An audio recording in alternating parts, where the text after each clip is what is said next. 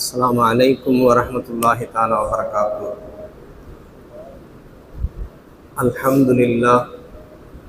اللهم لك الحمد ولك الشكر كله. اللهم لا أحصي ثناء عليك كما أثنيت على نفسك. اللهم صل على محمد وعلى آل محمد كما صليت على إبراهيم وعلى آل إبراهيم إنك حميد مجيد. اللهم بارك على محمد وعلى آل محمد كما باركت على إبراهيم وعلى آل إبراهيم إنك حميد مجيد. فبعد قال الله تبارك وتعالى بعد أعوذ بالله من الشيطان الرجيم بسم الله الرحمن الرحيم. اليوم أكملت لكم دينكم وأتممت عليكم نعمتي ورضيت لكم الإسلام دينا. صدق الله مولانا العظيم. وقال نبينا عليه الصلاة والسلام إنما الأعمال بالنيات وإنما لامرئ ما نوى فمن كانت هجرته إلى الله ورسوله فهجرته إلى الله ورسوله ومن كانت هجرته إلى دنيا يصيبها أو امرأة يتزوجها فهجرته إلى ما هاجر إليه أو كما قال عليه الصلاة والسلام. اللهم إني أعوذ بك من أن أكون من الجاهلين وأعوذ بك من قول لا يسمع. اللهم وفقنا لما تحب وترضى. மேலான அல்லாஹின் நல்லடியார்களே, அல்லாஹ் படைத்த படைப்புகளிலேயே முழுமையான படைப்பு மனித படைப்பு. மனிதனை தவித்துள்ள மற்ற எல்லா உயிரினங்களும் எல்லா படைப்புகளும் குறைகள் உடையது. ஒரு முழுமையான படைப்பு என்று சொன்னால் மனித படைப்பை தான் அல்லாஹ் தஆலா படைத்திருக்கிறான். இந்த மனிதனுக்கு கொடுக்கப்படக்கூடிய வழிகாட்டுதலும் வாழ்க்கை நெறியும் முழுமையாக இருக்க வேண்டும் என்ற அடிப்படையிலே அல்லாஹ் தஆலா தீனையும் இஸ்லாம் என்ற இந்த வாழ்க்கை நெறியையும் முழுமையாக தந்திருக்கிறான். இந்த முழுமையான மனித படைப்புக்கு அவன் செயல்படுத்த வேண்டிய இந்த இஸ்லாம் என்ற வாழ்க்கை நெறியையும் அல்லாஹ் தஆலா முழுமைப்படுத்தி தந்திருக்கிறான். இந்த இஸ்லாத்துடைய தனித்துவம், இந்த இஸ்லாத்துடைய சிறப்பு, ஒரு முழுமையான மார்க்கமாக இது இருப்பதுதான் அன்பானவர்களே. அதுக்கு அடுத்தபடியாக இந்த இஸ்லாம், இந்த தீன் இலகுவாக அல்லாஹ் நமக்கு தந்திருக்கிறான். பின்பற்றுவதற்கு ஒரு இலகுவான முறையிலே அல்லாஹு தஆலா இந்த தீனை, இந்த இஸ்லாத்தை நமக்கு தந்திருக்கிறான். இது இஸ்லாத்துடைய நமக்கு கிடைத்திருக்கக்கூடிய இந்த தீனுடைய இரண்டாவது சிறப்பம்சம். சொல்வார்கள், சைக்கிள் ஓட்டுவதற்கு ஒரு காலாவது இருக்கணும். ஆனா காலை இல்லாதவர்களாலும் இந்த இஸ்லாத்தை பின்பற்ற முடியும். காலே இல்லாதவர்களாலும் இந்த இஸ்லாத்தை பின்பற்ற முடியும். கண்ணே இல்லாதவர்களாலும் இந்த இஸ்லாத்தை பின்பற்ற முடியும். பேச முடியாதவர்களாலும் இந்த இஸ்லாத்தை பின்பற்ற முடியும். அப்படியாக அல்லாஹு தஆலா நமக்கு கொடுத்திருக்கக்கூடிய இந்த தீனை, இந்த இஸ்லாத்தை மிக இலகுவானதாக, எளிதானதாக அல்லாஹ் நமக்கு தந்திருக்கிறான். அன்பானவர்களே, இந்த மார்க்கம் முழுமையானதாகவும் இந்த மார்க்கம் எளிதானதாகவும் இருப்பதற்கு ஒரே காரணம், இது அல்லாஹுடைய மார்க்கம், இது அல்லாஹுடைய தீன். அன்பானவர்களே, இதிலே மனித அறிவுகளுக்கும் மனித ஆய்வுகளுக்கும் எந்த சம்மதமும் இல்லை, எந்த தலையீடும் இல்லை. நமக்கு சொல்லப்பட்டிருக்கக்கூடிய குர்ஆன் மூலியமாக, ஹதீஸ்கள் மூலியமாக தொகுக்கப்பட்டிருக்கக்கூடிய ஷரியத்துடைய சட்டங்கள், ஒழுக்கங்கள், வரையறைகள், நெறிகள் எல்லாம் அல்லாஹ்விடமிருந்து நமக்கு சொல்லப்பட்டவை. அல்லாஹ் சொல்லுவான், இந்த குர்ஆனை அல்லாஹ் அல்லாதவிடமிருந்து நீங்கள் பெற்றிருக்கிறீர்களேயானால் பலவிதமான அதிகமான முரண்பாடுகளை நீங்கள் காண்பீர்கள் இந்த குர்ஆனிலே. குர்ஆன்ல சொல்லப்பட்டிருக்கக்கூடிய ஒவ்வொரு சட்டமும் அது முழுமைப்படுத்தப்பட்டது. ஏனென்று சொன்னால் அந்த குர்ஆன் அல்லாஹ்வால் நமக்கு கிடைத்திருக்கிறது. அல்லாஹுடைய அறிவு இருக்கிறதே, நமக்கு சொல்வார்கள் சிற்றறிவு என்று. அல்லாஹுடைய அறிவு அது விசாலமானது. அவனுடைய அன்பும் அவனுடைய அருளும் எப்படி விசாலமானதோ, அளவற்றதோ, நிகரற்றதோ, அதே போல அவனுடைய ஞானமும் அவனுடைய அறிவும் விசாலமானது, அளவற்றது, நிகரற்றது. ஆக அளவற்ற நிகரற்ற அறிவாளனிடமிருந்து இந்த தீன் நமக்கு கிடைத்திருக்கிறது. எனவேதான் இந்த தீன் முழுமையானது. எனவேதான் இந்த தீன் பின்பற்றுவதற்கு இலகுவானதாக இருக்கிறது. அன்பானவர்களே, தீன் அல்லாஹ்வை விளங்குவது என்பது, புரிந்து கொள்வது என்பது, அறிந்து கொள்வது என்பது அதுக்கு பெரிய ஆய்வு தேவையில்லை. வருட கணக்கிலே ஆய்வு பண்ணிதான் அல்லாஹ்வை அறிய வேண்டும் என்று அவசியம் இல்லை. அறிஞர்கள் மட்டும்தான் அல்லாஹ்வை புரிந்து கொள்ள முடியும் என்பதும் கிடையாது. அல்லாஹ்வை அறிந்து கொள்வதற்கு அறிஞராக இருக்க வேண்டும், பேரறிஞராக இருக்க வேண்டும், மூதறிஞராக இருக்க வேண்டும் என்பது கிடையாது. அன்பானவர்களே, இன்னும் சொல்ல போனால் அல்லாஹ்வை அறிந்து கொள்வதற்கு இந்த 6 அறிவே தேவையில்லை. 6 அறிவுக்கு கீழுள்ள எல்லா உயிரினங்களும் அல்லாஹ்வை அறிந்திருக்கிறது. அல்லாஹ்வுடைய தூதர் நபி ஸல்லல்லாஹு அலைஹி வஸல்லம் அவர்களை அறிந்து வைத்திருக்கிறது 6 அறிவுக்கு கீழுள்ள எல்லா உயிரினங்களும். எனவேதான் நாம் சொல்லுகிறோம், அல்லாஹ்வை அறிந்து கொள்வதற்கு இந்த உலகத்தை படைத்து பரிபாலித்து பக்குவப்படுத்துகின்ற அல்லாஹ் ஒருவன் தான் என்பதை அறிந்து கொள்வதற்கு இந்த 6 அறிவு கூட தேவையில்லை. அவ்வளவு அல்லாஹ்வை அறிந்து கொள்வது இலகுவானது, எளிதானது. அன்பானவர்களே, சுலைமான் அலைஹிஸ்ஸலாம் அவர்களுடைய காலத்திலே சபா நாட்டிலே பில்கிஸ் அம்மையார் ஆட்சி செய்து கொண்டிருக்கிறார்கள். அந்த அம்மையாரை பற்றியும் அந்த நாட்டிலே அல்லாஹ்வை விட்டுவிட்டு சூரியனை வணங்கி கொண்டிருக்கிறார் என்ற தகவலை கொண்டு வந்து சுலைமான் நபி அலைஹிஸ்ஸலாம் அவர்களிடத்தில் சொன்னது ஒரு பறவை தானே தவிர பகுத்தறிவு படித்த மனிதன் அல்ல. பறவை சொன்னது, வணங்க வேண்டியவன் அல்லாஹ், ஆனால் அந்த நாட்டு மக்களும் சூரியனை வணங்கி கொண்டிருக்கிறார்கள் என்று தகவலை கொண்டு வந்து சொன்னது சுலைமான் நபி அலைஹிஸ்ஸலாம் அவர்களிடம் ஒரு பறவை தான். அதேபோல் சலமத் இப்னு அக்பர் ரலியல்லாஹு அன்ஹு அவர்கள் ஒரு வழியாக போய் கொண்டிருக்கிறார்கள். அப்பொழுது ஒரு ஓநாய் மானை வேட்டையாடி கவ்விக்கொண்டு சென்று கொண்டிருக்கிறது. அந்த மானை ஓநாயிடமிருந்து காப்பாற்ற வேண்டும் என்று ஓநாயை பின்தொடர்ந்து சொல்லுகிறார்கள் சலமத் இப்னு அக்பர். அது ஒரு கட்டத்திலே நின்று விடுகிறது அந்த ஓநாய். இப்பொழுது சலமத் இப்னு அக்பர் ரலியல்லாஹு அன்ஹு அவர்களை பார்த்து பேசுகிறது, ஓநாய் பேசுகிறது. இது என்ன, உனக்கென்ன உணவா, உனக்கான உணவா? எனக்குள்ளதை நான் வேட்டையாடி செல்லுகிறேன், ஏன் என்னை இதிலிருந்து என்னை விடுவிக்க பார்க்கிறாய் என்று சலமத் இப்னு அக்பர் என்ற சஹாபியை பார்த்து அந்த ஓநாய் பேசுகிறது. நான் சொல்வது உனக்கு என்ன ஆச்சரியமாக இருக்கிறதா? நான் பேசுவது உனக்கு என்ன ஆச்சரியமாக இருக்கிறதா என்று கேட்கிறது. சொல்லிவிட்டு, நான் பேசுவது என்ன ஆச்சரியம்? பேரித்த மரங்கள் நிறைந்த பகுதியிலே ஒரு தூதர் வந்திருக்கிறார், ஒரு நபர் வந்திருக்கிறார், அவர் அல்லாஹ்வை எடுத்து சொல்லிக் கொண்டிருக்கிறார். இப்படிப்பட்ட நிலையிலே அல்லாஹ்வை விட்டுவிட்டு நீங்கள் எதையோ வணங்கி கொண்டிருக்கிறீர்களே, இதுதான் எனக்கு ஆச்சரியமாக இருக்கிறது என்று ஓநாய் சொன்னது. உடனே சலமத் இப்னு அக்பர் ரலியல்லாஹு அன்ஹு அவர்கள் மதீனாவுக்கு போய் நபி ஸல்லல்லாஹு அலைஹி வஸல்லம் அவர்கள் திரு சமூகம் முன் சென்று கலிமாவை சொல்லி இஸ்லாம் ஆனார்கள். ஆக சலமத் இப்னு அக்பர் ரலியல்லாஹு அன்ஹு அவர்கள் இஸ்லாம் ஆனது இந்த ஓநாயின் தான். இந்த ஓநாய் தான் அவர்களுக்கு அல்லாஹை பற்றி, அல்லாஹ்வுடைய தூதர் நபி ஸல்லல்லாஹு அலைஹி வஸல்லம் அவர்களுடைய அந்த தாவாவை பற்றி எடுத்து சொன்னது.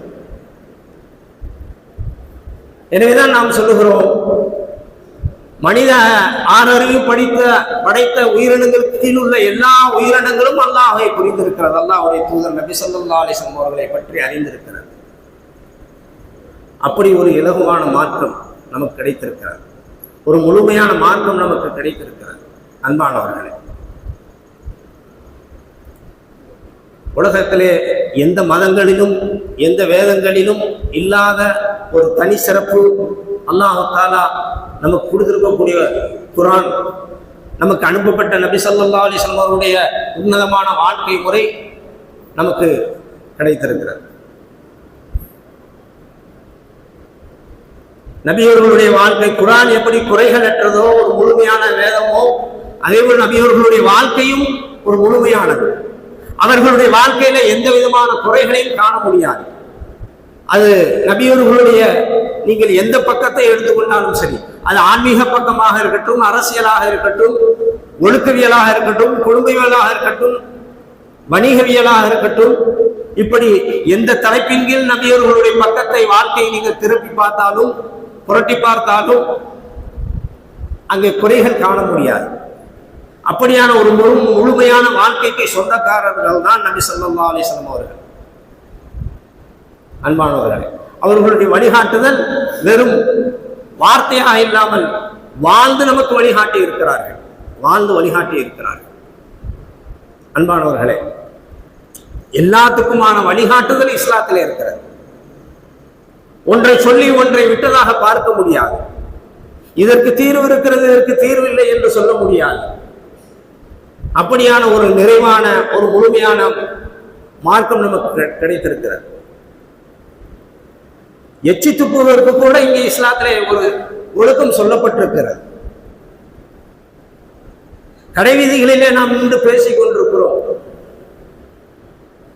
பஜார்களிலே நின்று பேசிக் கொண்டிருக்கிறோம், தெருக்களிலே நின்று பேசிட்டு இருக்கிறோம் என்று சொன்னால் அங்கேயும் நாம் எப்படி நடந்து கொள்ள வேண்டும் என்ற வரையறைகளும் ஒழுக்கங்களும் சட்டங்களும் நமக்கு சொல்லப்பட்டிருக்கிறது. சஹாபாக்கள் நபியவர்களிடத்தில் வந்து கேட்டார்கள், ஒமா ஹக்கு தரீக் யா ரசூலல்லாஹ், நாங்கள் கடை வீதிகளிலே நின்று பேசுகின்ற பொழுது அங்கே எங்களுக்கு செய்ய வேண்டிய கடமைகள் என்ன, அங்கே நாங்கள் செயல்படுத்த வேண்டிய விஷயங்கள் என்ன என்று நபியவர்கள் வந்து கேட்டார்கள். சஹாபாக்கள் சொன்னார்கள், இல்லுல் பஸர், நீங்கள் கடைவீதியில் பேச வேண்டிய நிர்பந்தம் ஏற்பட்டால், தெருக்களிலே பேச வேண்டிய நிர்பந்தம் ஏற்பட்டால் இல்லுல் பஸர், பார்வையை தாழ்த்த வேண்டும். கடைவீதி தானே என்று நம் இஷ்டத்துக்கு இருக்க முடியாது. அங்கேயும் ஒரு முஸ்லிம் எப்படி நடந்து கொள்வது என்ற வழிகாட்டுதல் இருக்கிறது இஸ்லாத்திலே. அதிலே முதலாவதாக சொன்னார்கள் இல்லுல் பஸர், பார்வையை தாழ்த்த வேண்டும். பொதுவாகவே வீட்டில் இருந்தாலும், வெளியில இருந்தாலும், பள்ளியில் இருந்தாலும், பஜார்ல இருந்தாலும் பார்வை தாழ்த்த வேண்டும். ஆணுக்கும் அல்ல பெண்ணுக்கும், பெண்ணுக்கும் அல்ல ஆணுக்கும், இருவருக்குமே சொல்லப்பட்டிருக்கிறது. கருப்பொழுக்கும் பார்வை தாழ்த்துவதில் இருந்து ஆரம்பமாகிறது. மற்ற எல்லா மதங்களும் மற்ற எல்லா வேத நூல்களும் கருப்பொழுக்கம் என்பது பெண்களுக்கு மட்டுமானது. ஆனால் இஸ்லாத்திலே கருப்பொழுக்கம் என்பது ஆணுக்கும் இருக்க வேண்டும், பெண்ணுக்கும் இருக்க வேண்டும். அந்த கருப்பொழுக்கத்தை பின்பற்றக்கூடிய விஷயங்களில் முதலாவதாக ஒரு ஆணாக இருந்தாலும் சரி, பெண்ணாக இருந்தாலும் சரி, அவர்கள் பார்வையை தாழ்த்த வேண்டும். அதன் அடிப்படையிலே நபி ஸல்லல்லாஹு அலைஹி வஸல்லம் அவர்கள் நீங்கள் பஜாரிலே கூடி பேசுகின்ற பொழுது உங்களுடைய பார்வையை தாழ்த்த வேண்டும் என்று சொன்னார்கள். அதுக்கடுத்து சொன்னார்கள் ரத்து சலாம், யாராவது நம்மை கடந்து போகின்றவர்கள் சலாம் சொன்னால் பதில் சொல்ல வேண்டும். நம்மளுடைய பேச்சிலேயே மூழ்கிவிடக்கூடாது. நம்மை கடந்து சென்றவர்கள் சலாம் சொன்னால் பதில் சொல்ல வேண்டும்.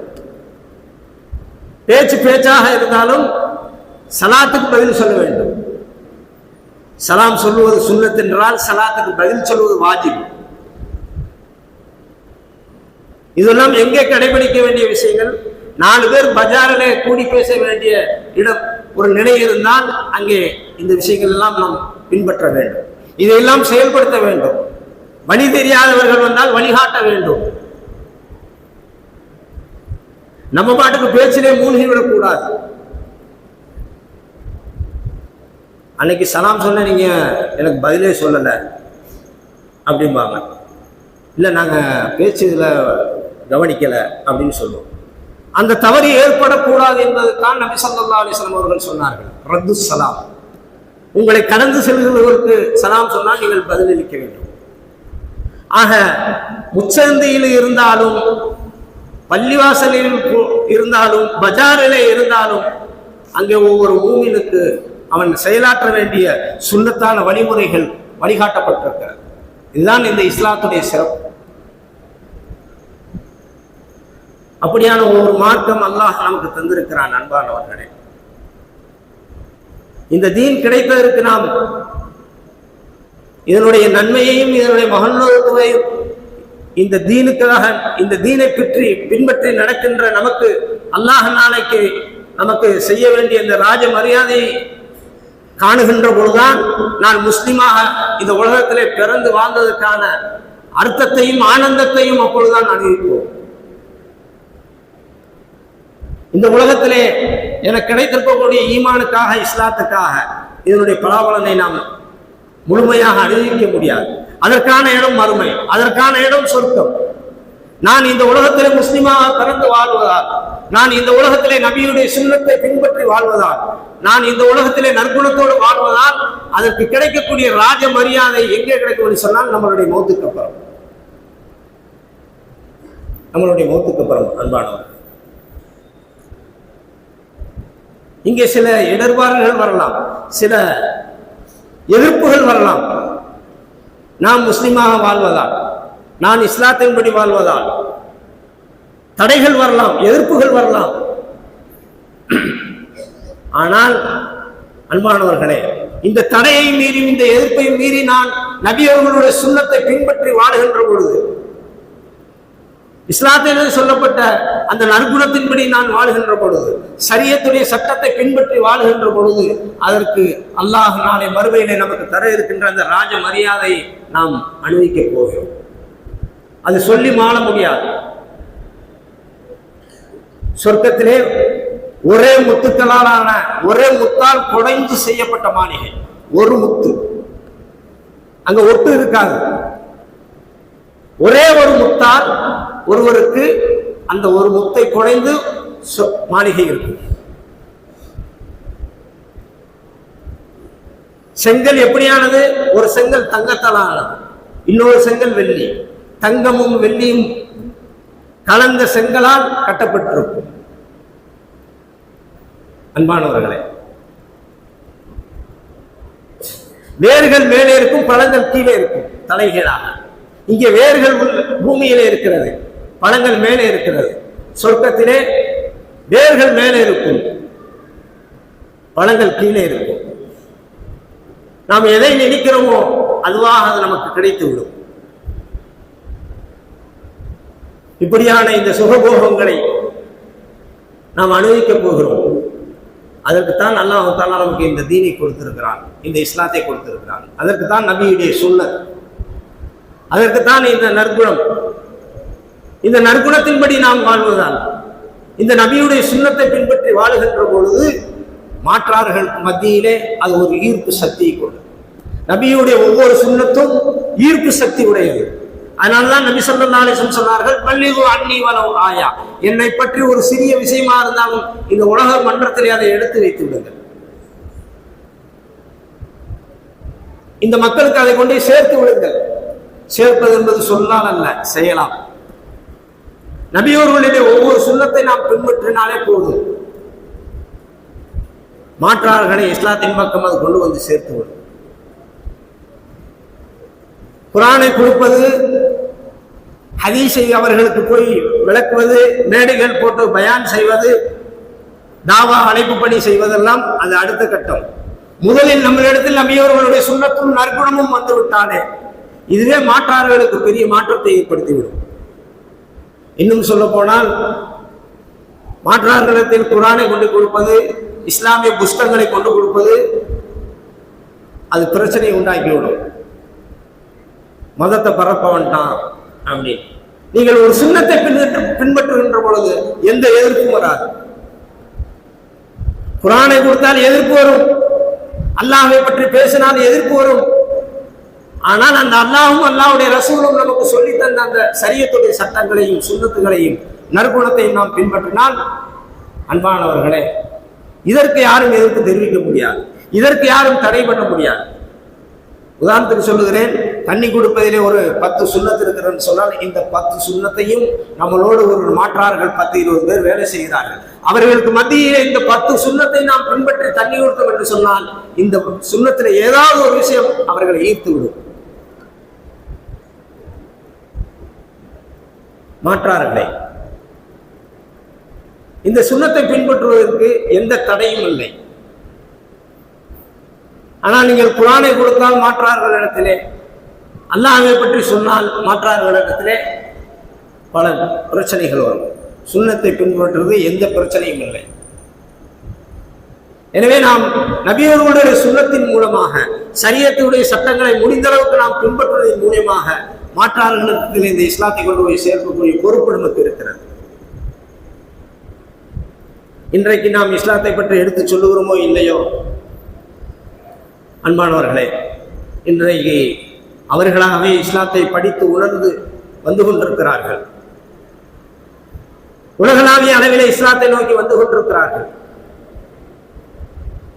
அதேபோல் தமிழ்நாட்டிலும் புதிதாக இஸ்லாத்தை ஏற்று வருபவர்களுக்கு சுன்னத் வல் ஜமாத் அடிப்படையிலே மதுரை மஹூப் பாளையத்திலே இஃப்சாவுல் இஸ்லாம்ங்கிற பெயரிலே 15 வருடங்களாக அரசாங்க பதிவோடு ஜமாத் உலமா சபையின் அங்கீகாரத்தோடு மதரசா நடந்து வருகிறது. இந்த மதரசா முழுக்க முழுக்க புதிதாக இஸ்லாத்தை ஏற்று வருவதற்காக செயல்படுகிறது.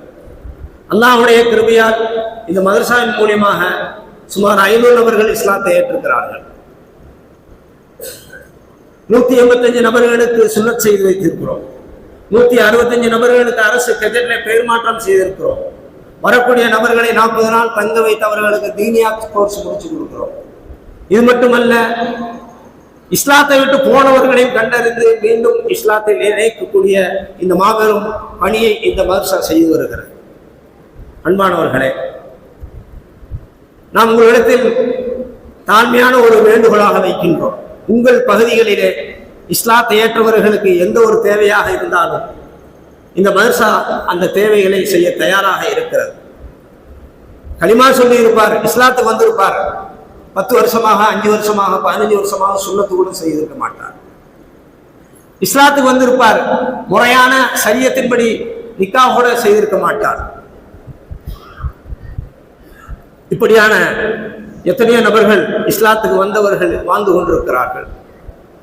அவர்கள் உங்களுடைய கவனத்துக்கு வந்தால் எங்களை தொடர்பு கொள்ளுங்கள்.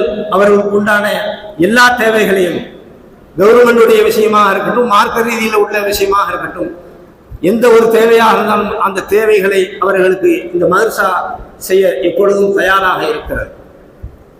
அன்பானவர்களே, நமது மதரசாவுடைய விளம்பர அட்டை இந்த பள்ளியுடைய வளாகத்திலே தொங்கவிடப்பட்டிருக்கிறது. தொடர்பு கொள்ளுங்கள். மரியாதைக்குரிய நமது பள்ளியுடைய அமானுல்லா ஹசரத் நம்பி அவர்களிடத்திலும் நம்மளுடைய கான்டாக்ட் நம்பர் இருக்கிறது, தொடர்பு கொள்ளுங்கள். அல்லது இஸ்லாத்தை யாருக்காவது எடுத்துச் சொல்ல வேண்டி இருக்கிறது, இஸ்லாத்தை அறிந்து கொள்வதற்கு ஆர்வமுடையவர்களாக இருக்கிறார்கள், அப்படியானவர்கள் உங்களுடைய கவனத்துக்கு வந்தால் இன்ஷா அல்லாஹ் அதுக்கும் தொடர்பு கொள்ளுங்கள். அவர்கள் இருக்கக்கூடிய இடத்துக்கே வந்து நாங்கள் இஸ்லாத்தை எடுத்து சொல்கிறோம். உங்களுக்கு எந்த விதமான பாதிப்பு வராத அளவு